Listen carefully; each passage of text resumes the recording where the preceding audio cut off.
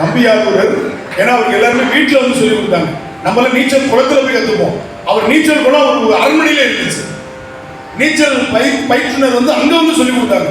அதனால யோகா தெரியும், களரி தெரியும், சிலம்பம் தெரியும், ஆயக்கலைகள் 64 தெரிந்தவர் நம்பியாரூரர். ஆனா நான் நீச்சல் அடிச்சு வரமாட்டேன், புது ட்ரெஸ் போட்டு வந்துட்டேன். உன்னை பார்க்குற ஆவல என்ன போட்டு வந்திருக்கேன், அருமையா பட்டு பீதாம்பரத்தோடு வந்து நிற்கிறேன். நான் நனைஞ்சுட்டானா எங்க காய வைக்கிறது? எதிர்த்து நீந்த மாட்டேன் நான், எம்மான் தம்மான் அம்மானேன்னு பாண்டான்.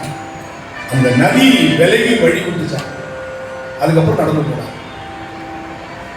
அதுக்கப்புறம் போய் சுவாமியை போய் கொஞ்சம் பாடினார். அது வேற விஷயம். ஆனா எப்படி பாடினார்?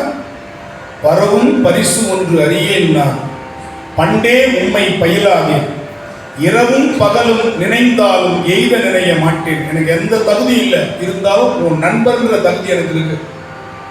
கரவில் அருவி கமுகு உண்ண தெங்கம் குலைக்குள் கருப்பாலை அரவம் துறை காவிரி கோட்டத்து ஐயாறு உடைய அடிகளோடு கத்தனர். ஓலம் விட்டார். உடனே காவிரியாறு அழகாக பொன்னிமா நதியும் நீங்கி நெறி காட்டன்னு சொன்னார்.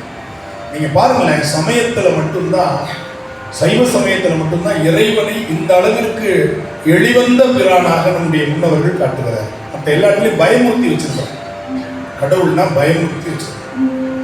கடவுளுக்கு பயப்படணும்னு சொன்னாங்க. பயமே இல்லை, நீ அன்பு காட்ட. அவன் பயமுறுத்துறவன் இல்லை, அவன் பயமுறுத்துறவன் இல்லை, அவனுக்கு மிக அன்பே வடிவானவன்.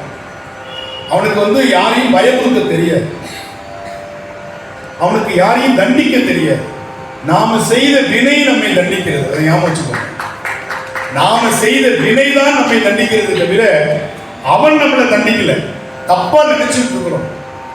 நாம செய்த வினை தண்டிக்கும் பொழுது ஐயோ என் குழந்தை இப்படி பண்ணுதேன்னு சொல்லி அந்த தாய் வருத்தப்படுவது போல, அந்த தாய் மருந்து கொடுக்கிற அந்த மருந்து கசப்பான மருந்து, அந்த கசப்பான மருந்தை கொடுக்கிற தாயை இந்த குழந்தை கோபிப்பது போல, பகைப்பது போல நாம இறைவன் இந்த தண்டனை கொடுக்குறான்னு பகைச்சிட்டு இருக்கோம். அவன் கொடுக்கிற அந்த வினைக்கு கொடுக்கிற மருந்து நாம படுற கஷ்டம்.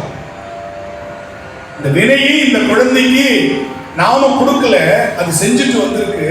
இந்த வினையை இந்த குழந்தை கழிச்சால்தானே நம்ம திருவடியை திரும்ப அடைய முடியும் என்று அவன் மருந்து கொடுக்கிறான். அந்த மருந்தை நாம் ஏற்கின்ற பக்குவம் இல்லாமல் அவனை கோபிக்கிறான்.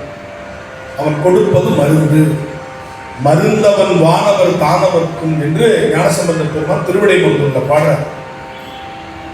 அவன் மருந்தீசனாக நமக்கு இருக்கிறான்.